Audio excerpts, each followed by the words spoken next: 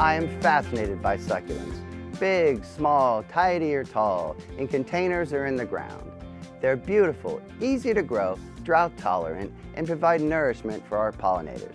This is especially important in fall and winter, when other plants have finished up their business for the year. Succulents are often colorful, alive, and blooming. As you're about to see in Master Gardener Lillian Trac's garden, just how lovely succulents can be.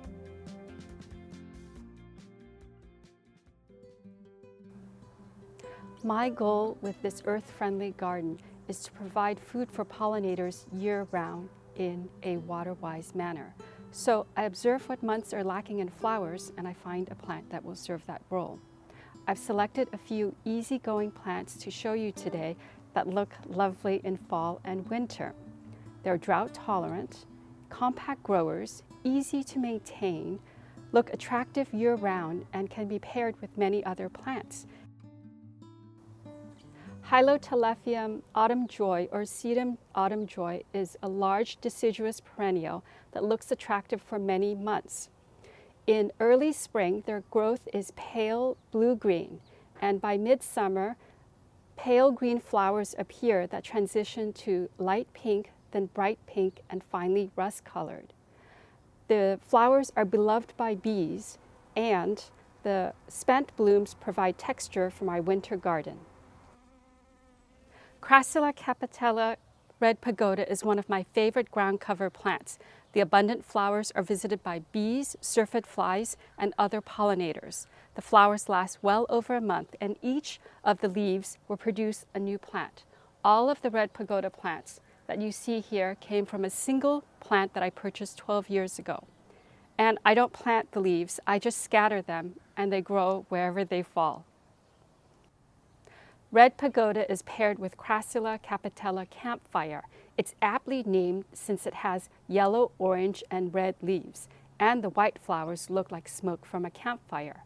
The flowers attract bees and butterflies. It looks great here with apple green agave celsi multicolored and blue-green Calandrinia spatabilis.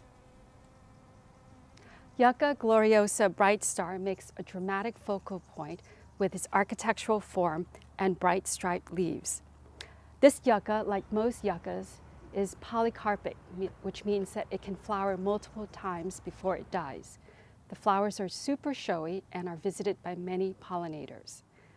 My yuccas sit in a field of Curio talanoides variety Mandrulliaceae, or blue chalk sticks. I love these plants because they're almost indestructible. They're low growing and can cover bare soil within about a year if the cuttings are planted about a foot apart.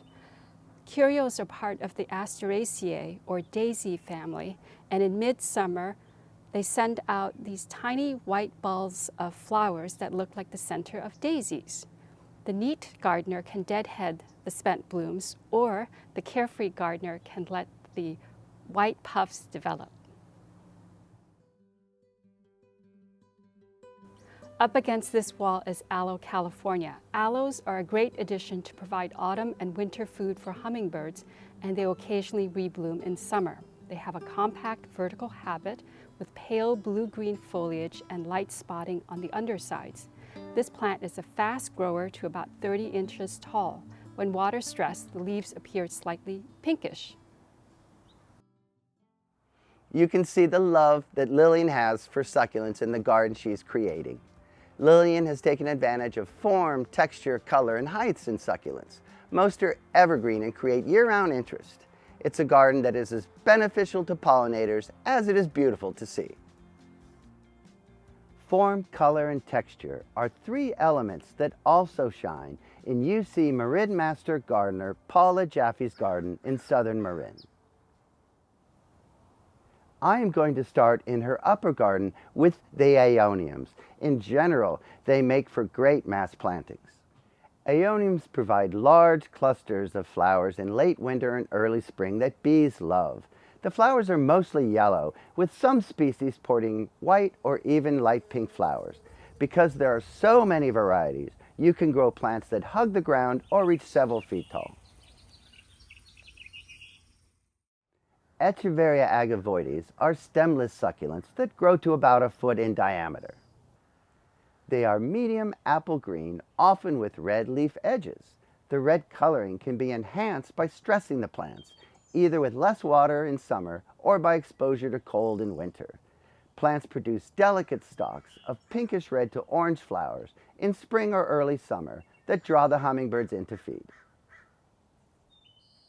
These plants are supported by agave blue glow, a sculptural plant that has wonderful dark blue-green foliage rimmed in orange.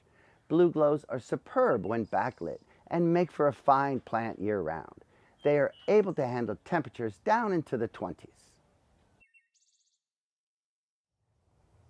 Now let's take a look at Paula's lower garden. These brainy-looking plants are called Echeveria gibiflora, commonly called the ruffled echeveria.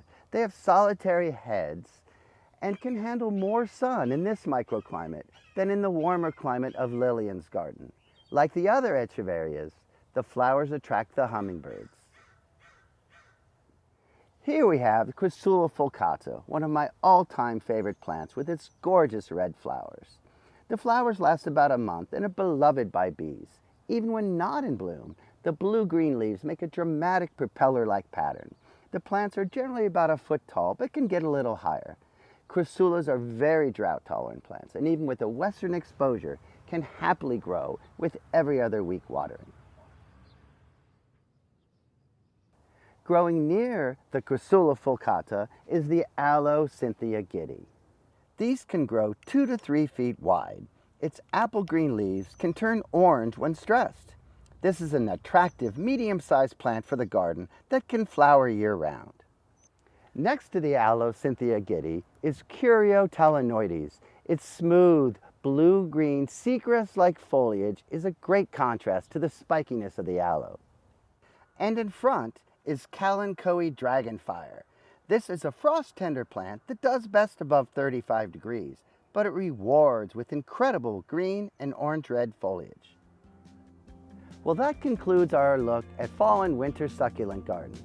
I hope we've inspired you to add some of these attractive and easy-to-grow plants to your garden and give some pollinators some extra nourishment after the weather's turn. With the exception of Kalanchoe dragonfire, all the plants that we've shown you today can handle temperatures down into the 30s if they have established themselves in the garden and grown an extensive root system. Before we go, I want to let you know that the UC Marin Master Gardeners hold a plant sale every spring. You can find the details about the sale and all things gardening on our website. Thanks for joining us today, and happy gardening.